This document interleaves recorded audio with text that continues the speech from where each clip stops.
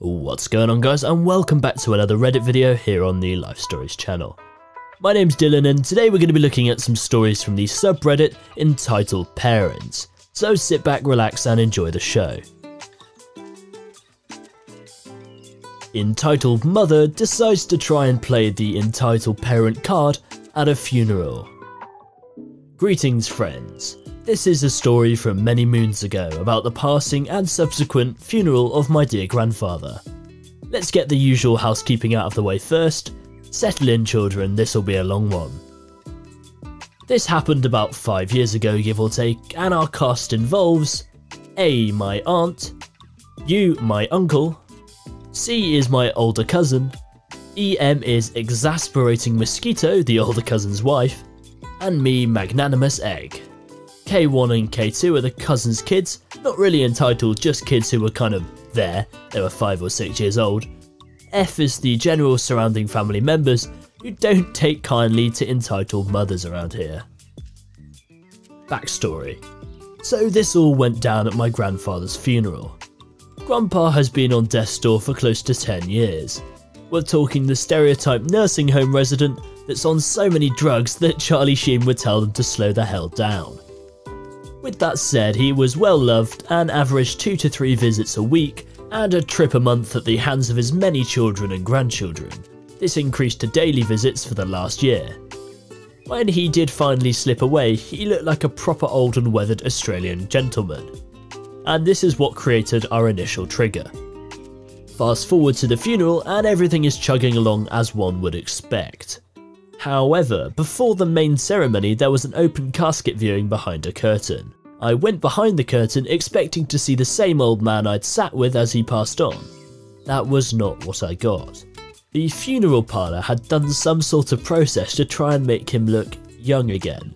It had not succeeded. The individual coffin looked more like a mannequin than a human. This wasn't a huge deal for me, as I'm one of those guys who smiles and chuckles at funerals, as I remember the good times. My aunt, however, was distraught. The man in the coffin was not her father. My uncle, several family members, and I were all standing in the funeral hall trying to console her a little, when in walks our star performer, EM, C, K1 and K2. Now, it's worth mentioning that we've never been overly fond of EM as a family unit, but she's always been generally accepted.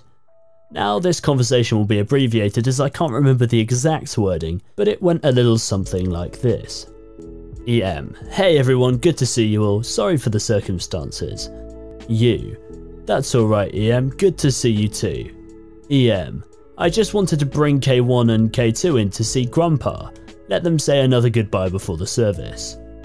Now, normally this would be somewhat a reasonable request, if not for the fact that the man behind the curtain was disturbing enough that the adults in the room were all in stages between mildly disturbed and downright distraught. Oddly enough, my aunt was the first to respond. A: I'm sorry EM, but I don't think that's a good idea. Grandpa, he isn't the same. Honestly, I think it would just be better if the kids didn't see him so that they can remember him as he was. EM, ramping from 0 to 100. No, they're gonna see him and you can't stop them. A: starting to tear up.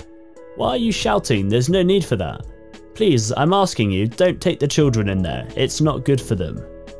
EM, now screaming. Don't tell me how to raise my children. He was my grandfather and my kids will see him if I want them to.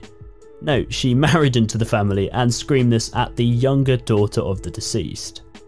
Now, the next part was a bit of a blur for me and involved a lot of screaming, tears, verbal abuse, and ending with me standing in front of my uncle as he silently stared at EM with the look of death in his eyes.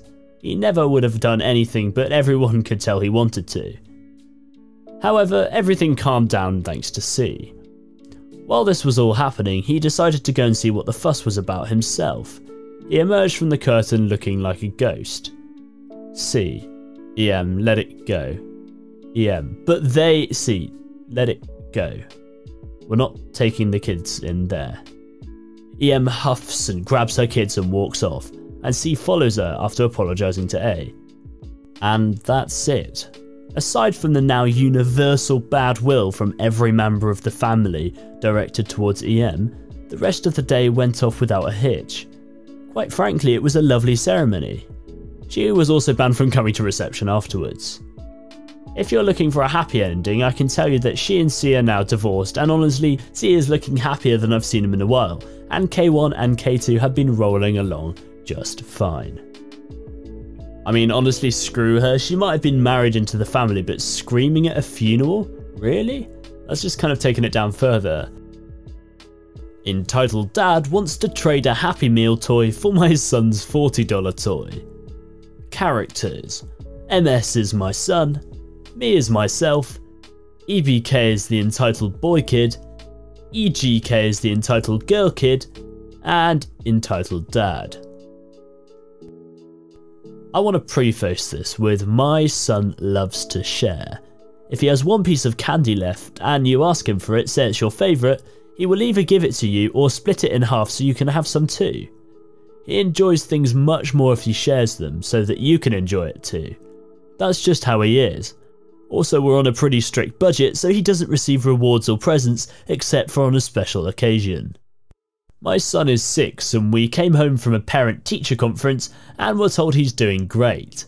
So we stopped at the store on the way home and let him pick out a toy as a reward. He picks out a $40 Iron Man toy. This toy would light up, was about to his knee, just a cool fun Iron Man. Upon arriving home, he sees EBK and EGK outside playing, so he immediately goes outside to show him his new toy and to play with them. I'm watching them from the window and I see EGK go into her house and come back with one of the Iron Man toys that came from a McDonald's Happy Meal. EGK gives the Happy Meal Iron Man to MS, grabs his Iron Man, EBK, and runs back to the house. I run outside and I'm met with MS, who's crying. He tells me that they took his Iron Man and gave him a Happy Meal one as a trade. I am livid. I march over to their house and ED comes to the door. I explain what happened and tell him that I want MS's toy bag. He tries to tell me that MS agreed to the trade and that they're both Iron Men, so what's the difference?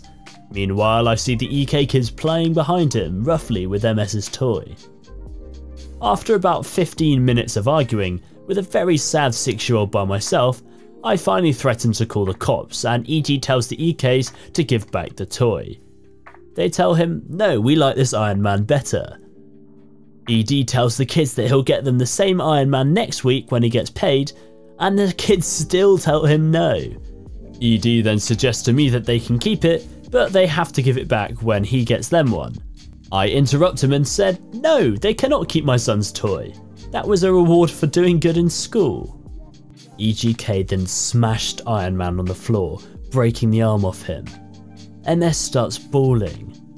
ED and EK start laughing and EGK just says, oops, you can have it back now. I take my devastated son home with his broken Iron Man. It's getting late at this point and I tell my son that I'll take the Iron Man to the hospital where he's sleeping so his arm can get fixed, but he has to get to sleep so I can take him. About an hour after MS is asleep, there's a knock on our door. It's another neighbour. She tells me that she saw part of it and ED bragged to her husband about it. She also tells me that she does daycare for EKs and they often act like that. Our awesome neighbour then proceeds to hand me a brand new Iron Man just like my son's. I thank her but tell her I couldn't accept it.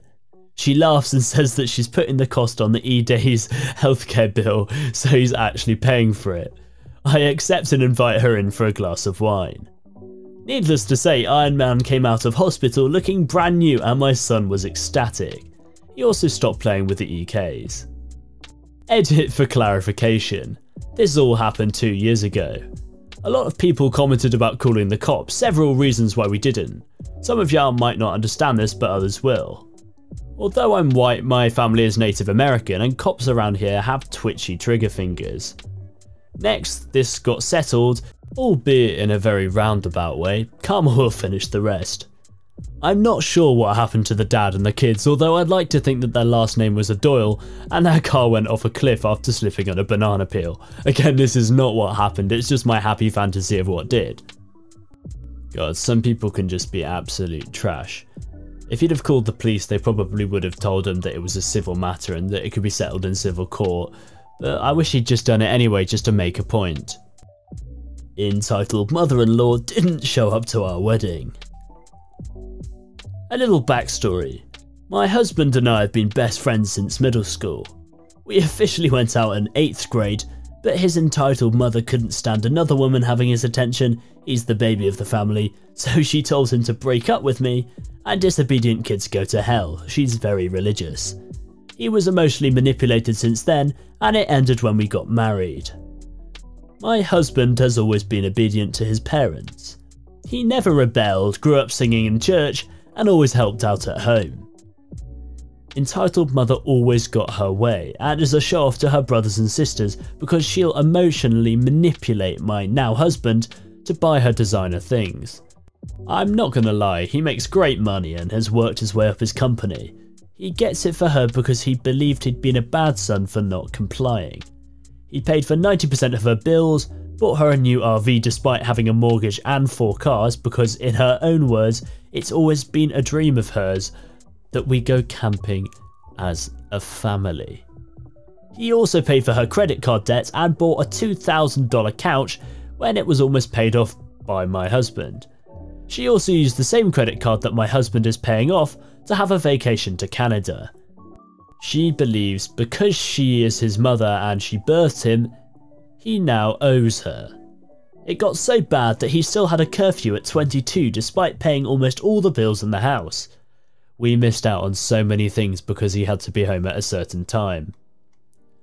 So when we announced that my husband and I were getting married, she disapproved because she knows she's no longer able to emotionally manipulate him if he doesn't live in her home.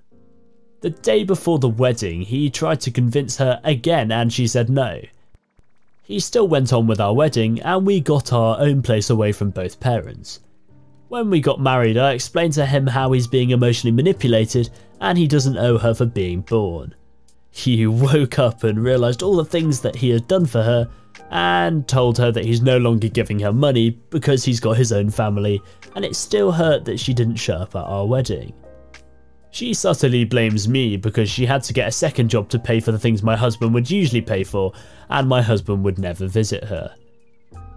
He would also have panic attack because he would get yelled at for staying late at work past his curfew.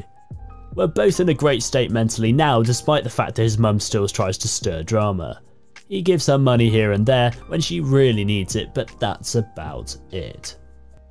Well, parents choose to have children, children don't decide to be born. When you become a parent, it's your responsibility to take care of your child, and they don't owe you anything for existing. I'm just happy that OP and her husband got away. The mother seems so toxic and so damaging. Well, on that note, I reckon it's time to end the video. If you guys did enjoy, leave a like rating down below, and I'll see you all in the next video. Goodbye.